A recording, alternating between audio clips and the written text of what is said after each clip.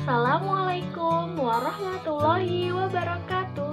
Hai anak-anak, apa kabar? Jumpa lagi dengan Bu Tasya ya. Kali ini kita akan belajar bersama mengenai dakwah Nabi Muhammad SAW periode Madinah. Setelah kemarin kita belajar dakwah Nabi di periode Mekah, sekarang kita akan melanjutkan dakwah Nabi hijrah ke Madinah, di Madinah seperti itu.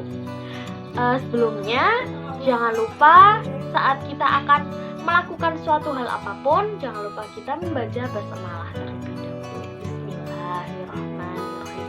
Dan jangan lupa segala sesuatu apapun yang kita lakukan hanya diniatkan untuk Allah semata. Dan semoga Allah selalu meridhoi langkah kita. Tetap semangat ya anak-anak. Bu Tasya di sini pun juga semangat. Oke, langsung saja ya. Pada tahun 621 Masehi, datang 13 orang itu penduduk Madinah menemui Rasulullah SAW di Bukit Aqobah. Mereka 13 orang itu ingin mengikrarkan bahwa mereka itu ingin memeluk agama Islam. Kemudian pada tahun berikutnya, di tahun 622 Masehi, datang sebanyak 73 orang dari Madinah ke Mekah, yang mereka itu datang dari kaum Quraisy, kaum Kharaj, dan kaum Aus, yang pada awalnya mereka itu datang untuk melakukan ibadah haji. Kemudian menjumpai Rasul dan mengajak Rasul itu agar hijrah ke Madinah. Mereka berjanji akan membela dan mempertahankan Rasulullah serta pengikutnya. Mereka itu berjanji akan melindungi Rasul serta pengikutnya itu seperti mereka melindungi keluarga dan anak perempuannya. Kemudian pada tanggal peristiwa 1 Hijriah itu ditetapkan oleh Umar bin Khattab atas usulan dari Ali, yaitu penetapan kalender Hijriah yang dimulai ketika Nabi hijrah dari Mekah ke Madinah. Peristiwa hijrah Nabi ini, Nabi itu meninggalkan rumah pada malam tanggal 12 Rabiul Awal 1 Hijriah.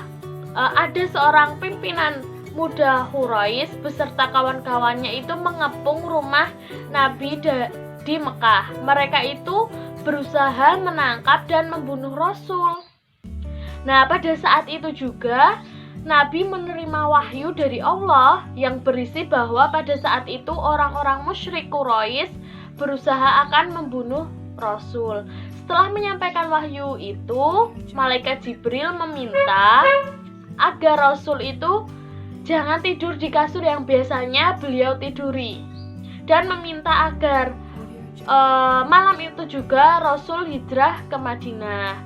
Kemudian tempat yang biasanya beliau tiduri itu digantikan oleh Ali bin Abu Thalib, dan saat malam itu Nabi hijrah ke Madinah bersama Abu Bakar dan pengikutnya.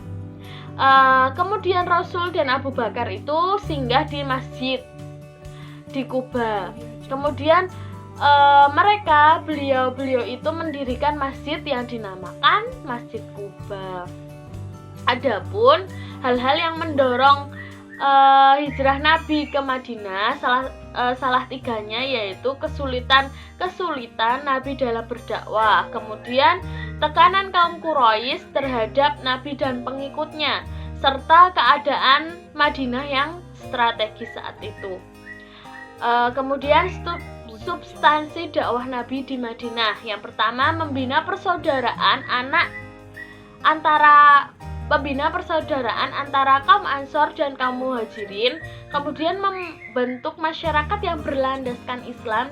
Dan yang terakhir yaitu mengajarkan pendidikan politik, ekonomi, dan sosial. Selanjutnya, strategi yang dilakukan Nabi Muhammad saat hijrah ke Madinah yaitu meletakkan dasar kehidupan masyarakat seperti membangun masjid, kemudian membangun